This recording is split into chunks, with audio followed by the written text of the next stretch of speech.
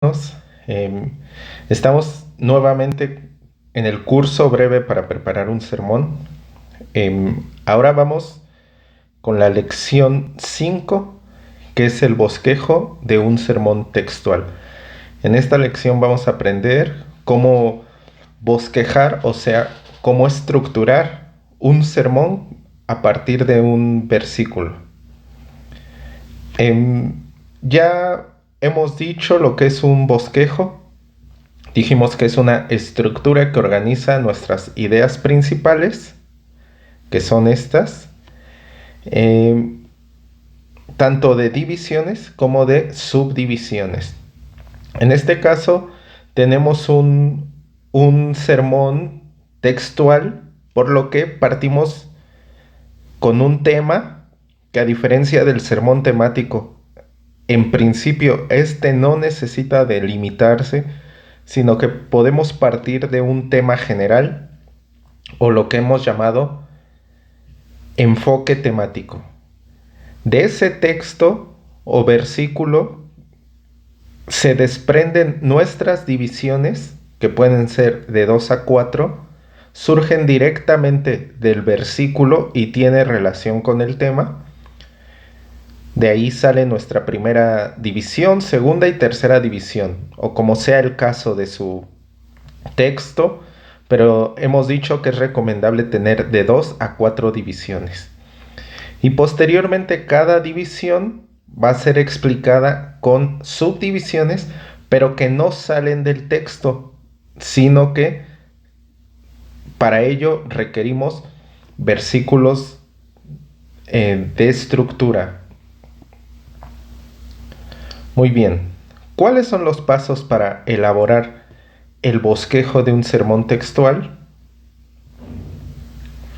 Nosotros tenemos aquí una serie de pasos. El primero sería seleccionar el texto base. En este caso, hemos elegido Ezequiel 8:12, que no lo puse aquí, pero es Ezequiel 8:12.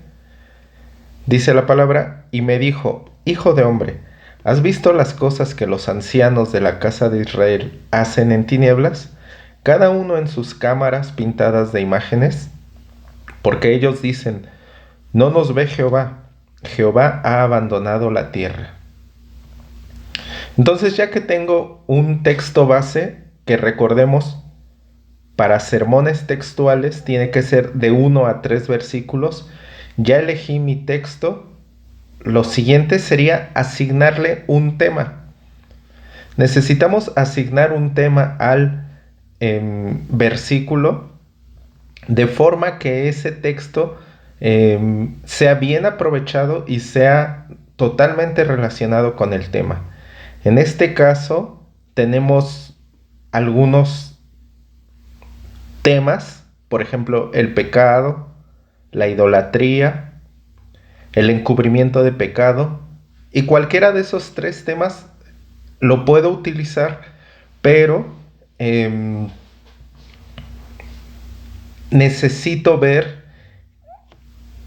qué tema es mejor aprovechado con este versículo. Si yo hablara de algún tema, por ejemplo, de visiones, pues solo sería esto. Me dijo, hijo de hombre, ¿has visto las cosas? No sé, pudiera ser, ¿no? Pero desaprovecho todo el pasaje, todo el contenido, el resto del contenido del versículo. Entonces, quizá, si quiero hablar de visiones, puedo, en vez de elegir este texto, elegir otro. Idolatría, por ejemplo, esto, cámaras pintadas de imágenes, pero desaprovecho la parte de arriba y esta parte. Entonces, nosotros tenemos que buscar el tema que mejor se acomode al texto. En este caso, vamos a elegir el tema del encubrimiento del pecado. Aquí está nuevamente el texto y hemos elegido este tema. Ya tengo mi tema, mi texto. El 3 sería definir un propósito específico que quiero lograr para, con estos tres elementos, tener congruencia tanto en mi tema, mi propósito y mi texto. Entonces aquí dice que Dios hable directamente a la congregación y pueda tocar nuestros corazones para dejar a un lado el pecado de nuestra vida, sobre todo aquel pecado que no reconocemos como tal. O sea, ahí estamos hablando de ese pecado encubierto. Sea que no nos hemos querido arrepentir de él, o bien que desconocemos en realidad que ese es un pecado. Pudiera ser el caso. Eh, entonces, ya que tengo mis 3 primeros pasos que hemos hablado en otros temas, en otros videos, que son los pasos de definición, pasamos a los pasos de construcción. Y entonces ahí tengo que elaborar un estudio exegético. Y este paso es un paso que ya hemos explicado en otro video. Es un paso arduo, pero necesario. Entonces acá me voy y acá ya lo tengo, ¿no? Elaborar un estudio exegético. Este estudio consta de varios pasos. El primero es relectura o lectura del texto en diferentes versiones. Acá ya tengo yo las versiones, Reina Valera. Lo pueden ir pausando y leyendo, si no, para que yo no me tarde ahora. Pero estuve remarcando aquellas palabras que son diferentes, ¿no? Aquí dice tinieblas, acá dice en los oscuros nichos, acá dice cámaras pintadas de imágenes, acá dice oscuros nichos de sus ídolos, en el nicho de su ídolo, dice la de Dios habla hoy. La Biblia de las Américas dice en la oscuridad, a diferencia de las tinieblas. Y la traducción en lenguaje actual habla de la adoración en secreto. Además de que no dice ancianos, sino dice jefes de Israel. Entonces ya los leímos, luego iríamos al contexto. Este contexto es un contexto histórico, literario y dijimos que de costumbres y tradiciones. Entonces también lo pueden ir pausando y leyendo. Allí está lo que más o menos se investigó de este texto.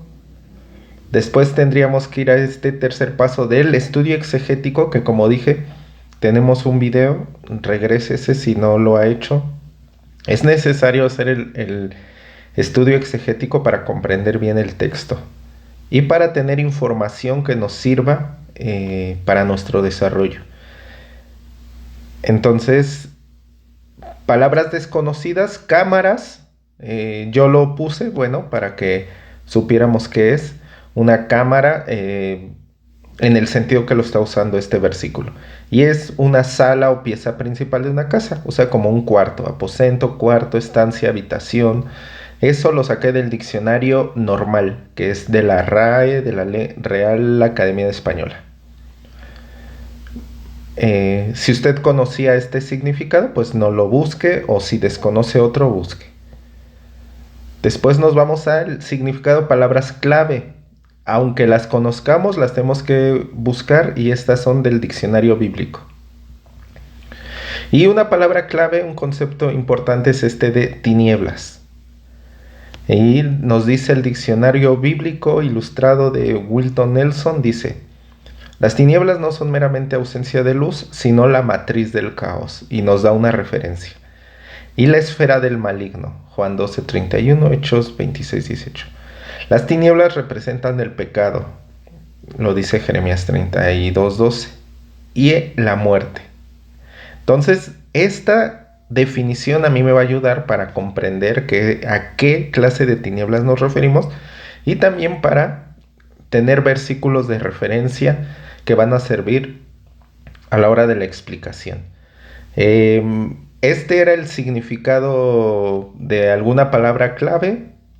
Después vamos al significado etimológico, que ya vimos, lo buscamos en la Biblia paralela. Tinieblas viene de koshek, hebreo, que dice oscuridad literal o simbólica, que puede ser ocultamiento, secreto, pecado e ignorancia.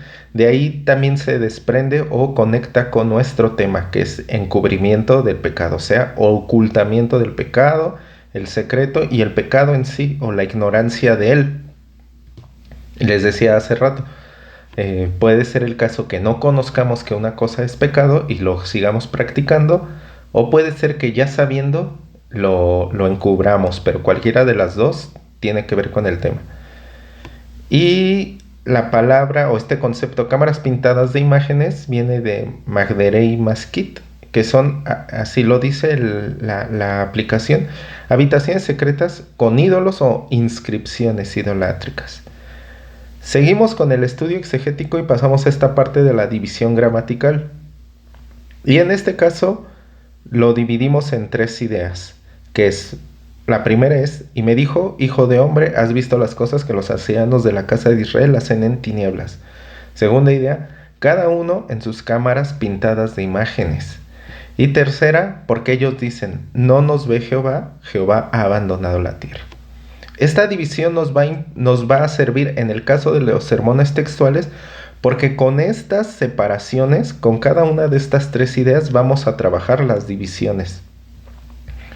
Finalmente, consultamos comentarios bíblicos, diccionarios y Biblias de estudio. Aquí tenemos lo que dice la Biblia, el comentario diccionario de Caribe, que lo pueden leer, páusenle y léanlo. También el de Matthew Henry nos dice algunas cosas. Entonces igual, lo pausan, lo leen. La Biblia MacArthur. Y finalmente, ya que tenemos todo esto, organizamos la información. Dijimos, información no relevante, o sea, aquella que me es necesaria para la elaboración del estudio exegético, pero que a la hora de predicar quizá y de desarrollar el texto y el sermón quizá no me va a servir, pero que tampoco me hizo daño conocer, entonces esa la reservo para otra ocasión. Información poco relevante es aquella información que quizá me puede servir o quizá no, dependiendo de cómo se desarrolle el tema. Y la información relevante es la que yo voy a ocupar tanto para interpretar como para desarrollar el tema. Entonces aquí en esa información relevante, la lectura de otras versiones me dio luz respecto a lo que dice cámaras pintadas. Ahí entendí que se refería a nichos con ídolos. Vimos en una definición que decía grabaciones o inscripciones, y eso lo puedo ver como idolatría, que en un principio en la primera lectura no lo entendí tal cual. Lo importante de este estudio exegético es que nos va abriendo los ojos en la comprensión del texto y nos va a ser útil para interpretar y explicar a la congregación. La segunda información relevante es el significado bíblico de la palabra tinieblas, que lo leímos, porque también comprendo bien el concepto, y de la misma forma habrá versículos que yo utilice para la explicación. El significado etimológico también me sirvió. La división gramatical en este caso siempre nos sirve porque con ella trabajamos. El comentario de Caribe, hay una parte que rescato que dice, los ancianos pensaban que Dios no era omnisciente ni omnipresente. Aquí hay dos atributos de Dios que también en un principio yo no los tenía en cuenta como tal. Entonces nos ayuda. Y el comentario de Matthew Henry habla de la hipocresía. Cuando los hipócritas se esconden detrás del muro de una profesión de fe externa. Yo tampoco el encubrimiento del pecado no lo había asociado con una falta o falta de fe auténtica o una fe externa, no lo había asociado, y ya Matthew Henry me ayudó con eso. Entonces por eso necesitamos hacer nuestro estudio exegético. Y con esto damos fin a este paso número 4, que fue el de elaborar un estudio exegético. De ahí, como tal, comenzamos a bosquejar. Estos pasos son pasos propios del bosquejo. Los 4 pasos anteriores son pasos que tanto sermones textuales como sermones expositivos y asimismo sermones biográficos con forma de sermón textual y expositivo necesitan. Esos 4 pasos son necesarios en cada uno de esos sermones que mencioné. No podemos avanzar, no puedo yo sentarme y decir, voy a empezar a bosquejar y partir de aquí, sino que tengo que partir de los 3 primeros pasos, que son pasos de definición o de planeación, y después el 4 paso, que es un paso de investigación. Si yo no defino y no investigo, no puedo hacer un bosquejo. Entonces, como aquí ya lo hice, ya estamos en posición de hacerlo. Separo las ideas. Primera idea, ya se los había mencionado. Ahí están las 3 ideas. Esa viene del del estudio exegético también. Después comienzo a interpretar cada una de las ideas con relación al tema. El tema aquí es el enfoque, es la pauta, es la pista que me va a ayudar a interpretar el tema. Porque si yo hubiera elegido un tema, puedo sacar otra interpretación del mismo texto. A estos textos se les conoce como multitemáticos porque un mismo texto te puede hablar de diferentes temas y entonces uno enfoca la enseñanza con el tema. Para eso yo tengo que preguntar, seguir estos 3 pasos, miren. Preguntar, ¿qué relación tiene la idea con el tema? O sea, ¿qué relación tiene esto? Y me dijo, hijo de hombre, ¿has visto las cosas que los ancianos de la casa de Israel hacen en tinieblas? ¿Qué tiene que ver con el encubrimiento del pecado? Que fue mi tema. Si hubiera elegido otro tema, hubiera tenido que preguntar, ¿qué relación tiene este fragmento del texto con la idolatría? Y entonces yo tengo que seguir este segundo paso, argumentar. Argumentar para extraer una enseñanza bíblica. Tengo que argumentar con base en otros versículos, con base en mi estudio exegético, con base en, puede ser que incluso con mi experiencia propia o algún ejemplo actual, con ejemplos bíblicos. Toda esta argumentación me va a servir para extraer una enseñanza bíblica que después la tengo que concretar en un concepto. Entonces vamos a ver cómo lo hicimos. Aquí está, interpretar. Tenemos que preguntar, ¿qué relación tiene cada idea con el tema? Miren, la idea 1. ¿Has visto las cosas que los ancianos de la casa de Israel hacen en tinieblas? Entonces, hacemos un argumento. Acá decimos, este texto nos revela que los ancianos de Israel practicaban actos pecaminosos en secreto. ¿Esto por qué lo digo? Porque aquí dice en tinieblas. Nos dice, la expresión en tinieblas no solo representa la ausencia de luz física, sino también la oscuridad moral y espiritual en la que vivían. Esto yo lo saqué de la investigación, no son mis palabras, es parte de la investigación. Este pecado oculto se relaciona con la creencia errónea de lo que nadie ve, que lo que nadie ve no tiene consecuencias. Sin embargo, la Biblia afirma que Dios todo lo ve. Y allí encontré este texto, este pasaje que sostiene lo que estoy diciendo. Decimos que Dios todo lo ve, porque por ahí dicen, alguna vez escuché en una reunión de jóvenes, si tú vas en ese entonces le decían antros, si tú vas a un antro y estás allí tomando y drogándote y bailando, ¿tú crees que Dios va a estar contigo?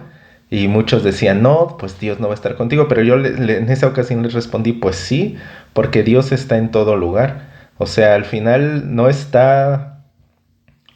no tienes la comunión con Él, no tienes eh, la aprobación de Dios, pero Dios efectivamente está ahí porque Dios todo lo ve. Y la palabra nos dice, todas las cosas están desnudas y abiertas a los ojos de aquel a quien tenemos que dar cuenta. Fíjense, todas las cosas están desnudas y abiertas a sus ojos. Dios lo ve todo. Entonces este versículo respalda lo que venimos explicando. Requerimos ejemplos para fundamentar nuestra explicación. Para eso necesitamos seguir investigando. No crean que ya que terminamos el estudio exegético ya no necesitamos investigar más. Es constante la investigación. Para eso me voy a concordancias o a Biblias, por ejemplo la Thompson, o de mi conocimiento. Este proceso es similar al que realizamos para realizar el sermón temático, o sea, la búsqueda. Y se acuerdan de Josué, bueno, no de Josué, sino del libro de Josué, cuando Acán esconde el manto babilónico y el lingote que Dios les había dicho que no, y lo escondieron creyendo que ya allí debajo de la tierra, de su alfombra, nadie lo iba a ver, pero Dios sacó a la luz ese pecado. Y este salmo también, que es un versículo nada más. Acá es un ejemplo, una historia y acá un versículo. Y un acto cotidiano, un empleado roba dinero de la empresa, poquito a poquito, ese robo hormiga y cree que no será descubierto, ¿no? Pero pues sabemos que muchas veces, tarde o temprano, luego somos descubiertos. Toda esta argumentación a mí me sirve para sacar una enseñanza bíblica.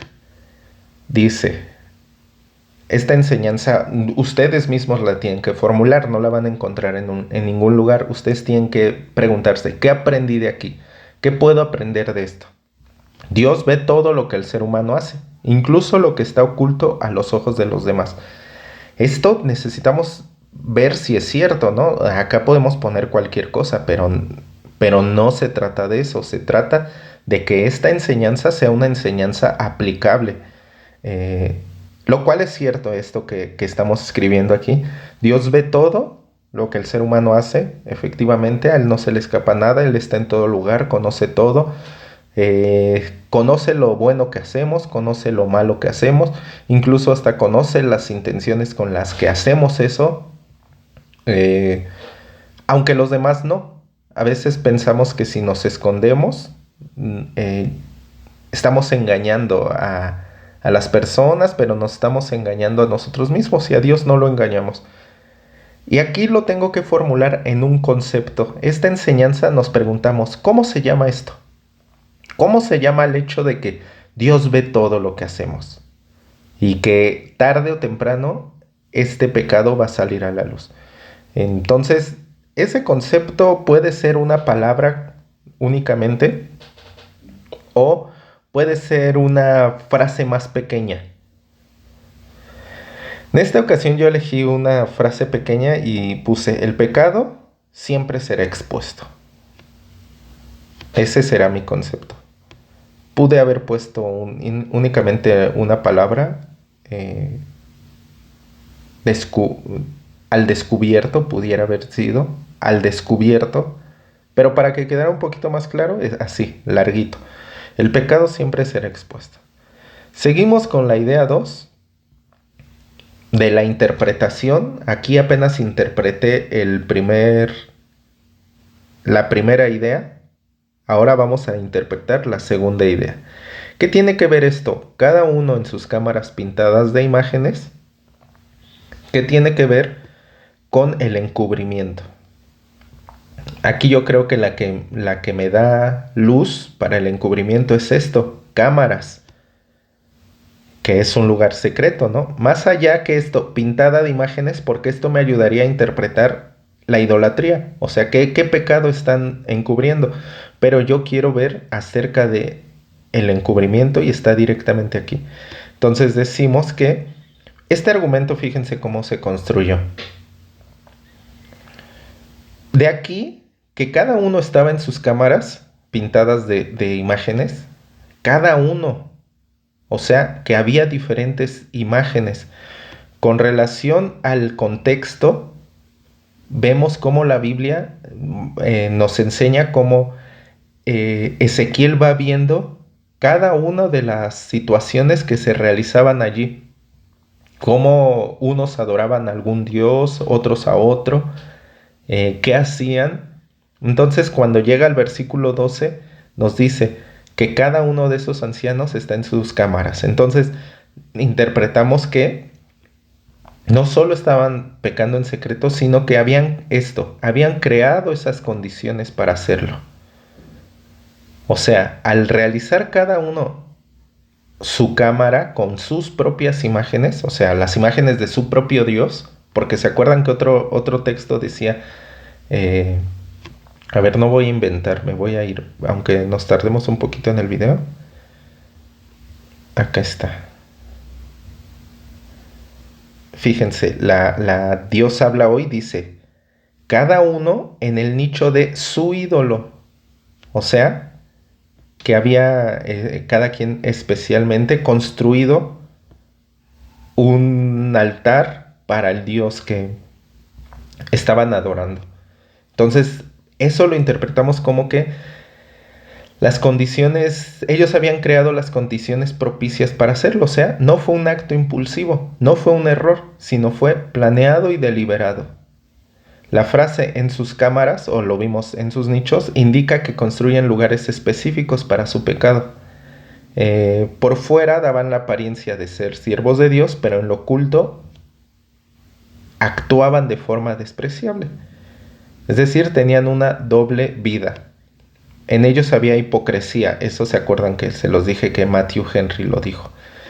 Entonces, este patrón ocurre hasta hoy porque no solo pecamos, sino que preparamos nuestro corazón y nuestro entorno para pecar. O sea, la Biblia habla de maquinar el pecado. Esto, ¿quién lo dice? ¿Yo lo estoy inventando? No. Santiago 1, 14 y 15 lo sostiene. ¿Se acuerdan que dice que el pecado da... Cada uno es tentado conforme a sus propias concupiscencias, o sea, cada uno es tentado conforme a sus propios deseos y entonces habla de un proceso que dice que inicia en el deseo, se concibe el pecado y luego da a luz la muerte. Entonces ahí estamos hablando de un proceso de pecado para que no acaba cuando pecamos, sino que continúa cuando encubrimos ese pecado. ¿Se acuerdan del ejemplo de David? Que él no pecó inmediatamente, sino dice la palabra que primero miró a Betsabé y la codició en su corazón, dice otra parte en Mateo 5:8 me parece. La mandó a llamar, después adulteró y después intentó encubrir ese pecado, e incluso mandando a morir a Urías. O sea, ya pensaba que si nadie se daba cuenta si Urías no se daba cuenta, o sea, muerto, se acababa, pero no es así. Entonces este es un claro ejemplo de encubrimiento de pecado. Y Miqueas 2:1 dice, ay de los que en sus camas piensan iniquidad y maquinan el mal. Cuando llega la mañana lo ejecutan porque tienen el poder en su mano. Ay de aquellos, ay de ellos. O sea, qué dolor por ellos, qué dolor por aquellas personas que somos nosotros, que pensamos cómo hacer el mal. Entonces, cuidado con esos pensamientos que indudablemente tenemos porque solo somos seres humanos, pero hay que dejarlos en las manos de Dios. Un ejemplo cotidiano es justo un ejemplo similar al de David, que se involucra en una relación ilícita de adulterio. Primero establece un espacio de comunicación secreta, con mensajes, planifica encuentros, en fin, hacen todo lo posible para cometer ese pecado y después todo lo posible para encubrir ese pecado. ¿Qué enseñanza, qué aprendimos de esto? Que el pecado rara vez es un acto impulsivo. Generalmente es planeado y justificado en el corazón. Justificado en el corazón. Porque no decimos, eh, decimos, no pasa nada. Nos decía una hermana, la hermana Sarita, ¿no? Nos decía, mm, nos vamos haciendo pequeñas concesiones y creemos que no va pasando nada, pero al final se manifiesta este pecado, ¿no? Y el concepto, o sea, cómo resumimos esta enseñanza es que el pecado se maquina en nuestros corazones. Y así vamos, espero que estén siguiendo el proceso. La idea 3 dice, así textual dice la palabra, porque dicen ellos, no nos ve Jehová, Jehová ha abandonado la tierra. Seguimos el mismo proceso, argumentar, extraer la enseñanza y convertir esa enseñanza en un concepto. ¿Qué vemos aquí en esta parte? Que los ancianos estaban pecando no porque no creyeran en Dios, sino porque no conocían a Dios, tenían una comprensión distorsionada, porque ellos afirmaron, no nos ve Jehová, lo cual vimos que es falso porque Jehová ve todo. Y dice, Jehová ha abandonado la tierra, como si él no estuviera en ese lugar, lo cual también es falso porque Jehová habita en todo lugar, él está en todos lados, es omnipresente. Y entonces vemos que esa raíz no es la incredulidad, sino la falta de conocimiento que ellos tenían de Dios. Ellos creían que podían hacer lo que sea porque Jehová no los podía ver. Entonces decimos que cuando el ser humano no tiene una relación cercana a Dios, o sea, no lo estamos conociendo, no nos estamos preocupando por leer su palabra, por orar para saber su voluntad, entonces pensamos de Dios de una manera distorsionada. Aquí dice, se vuelve borroso el concepto que tenemos de él. Aquí dice, no comprendían ellos que Dios era omnisciente ni omnipresente. Ahí tenemos unos ejemplos. El ejemplo bíblico es el de Jonás 1:3 que dice, bueno, así le pusimos, que Jonás intentó huir de Dios porque no comprendía que a donde él fuera, Dios estaba ahí. Cuando lo mandaron a predicar, ¿no? Y Oseas 4:6 es una cita conocida que ejemplifica esto. Mi pueblo fue destruido porque le faltó conocimiento. Entonces, muchas veces nuestro pecado es por falta de conocimiento. Creemos cosas erróneas y hacemos esas cosas erróneas. Entonces, ejemplo cotidiano, una persona que cree que escondiéndose de la iglesia puede seguir haciendo lo malo. No conoce realmente a Dios. Esta persona no conoce realmente a Dios. Nos podemos ocultar, decimos, del pastor, de los líderes, bueno, de los servidores, de nuestra familia, de todos, menos de Dios. ¿Qué enseñanza obtenemos de ahí? Que el conocimiento incorrecto de Dios, o sea, pues si no la falta de conocimiento, nos lleva a tomar malas decisiones. Si no buscamos conocerlo profundamente y no comprendemos que Él todo lo sabe y todo lo ve, nos comportaremos como si pudiéramos engañarlo. El concepto entonces aquí es un poquito largo, pero a ver, dice que el pecado refleja un profundo desconocimiento de Dios. Bueno, hasta aquí nosotros ya tenemos nuestros 3 conceptos, los cuales, como vimos al inicio, son nuestras divisiones. Entonces, fíjense, aquí ya tenemos las divisiones. El pecado, de la primera idea salió que el pecado oculto siempre será expuesto. De la segunda idea salió que el pecado se oculta de manera deliberada. Y de la tercera idea, del mismo texto, versículo Ezequiel 8:12, dice que encubrir el pecado revela un conocimiento superficial de Dios. Entonces, lo siguiente es desarrollar las subdivisiones. Y para eso nosotros vamos a hacer una nueva búsqueda o utilizar los versículos que utilizamos para nuestras explicaciones, ¿no? Aquí se recordarán que usamos Hebreos, usamos este de Santiago. Los otros son ejemplos que seguimos en la investigación, porque entonces cada vez que yo voy a desarrollar una división, dijimos al menos dos subdivisiones, aquí fíjense dos, pero pueden ser más. El punto es que no se pasen de 8, de 6 a 8. Cada vez que vamos a desarrollar estas, yo tengo que sostener una nueva afirmación y seguimos el mismo proceso.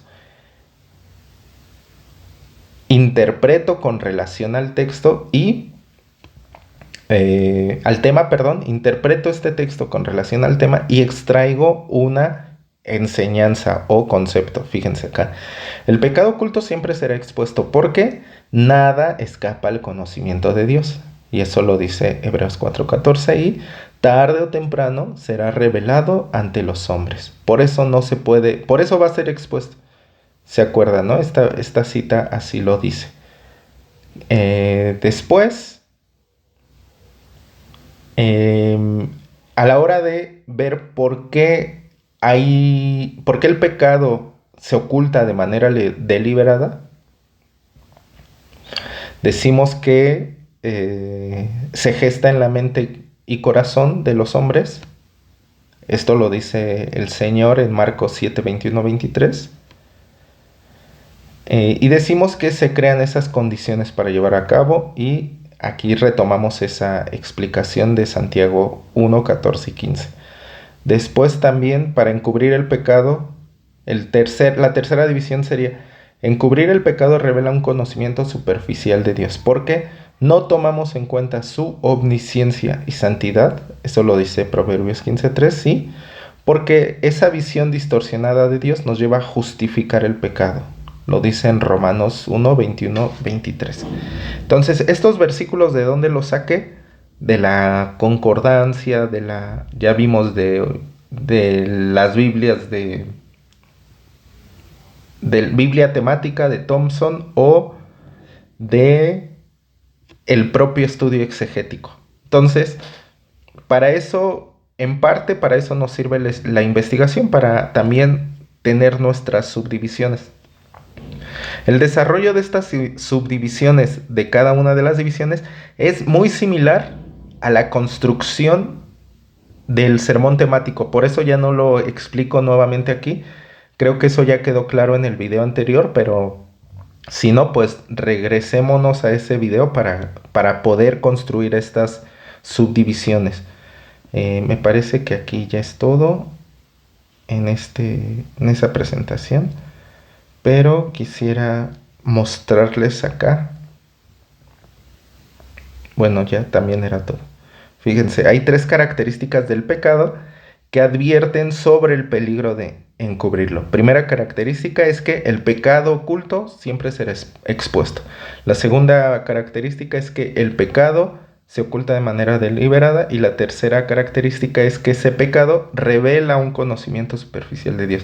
Estas características son advertencias para no encubrir este pecado.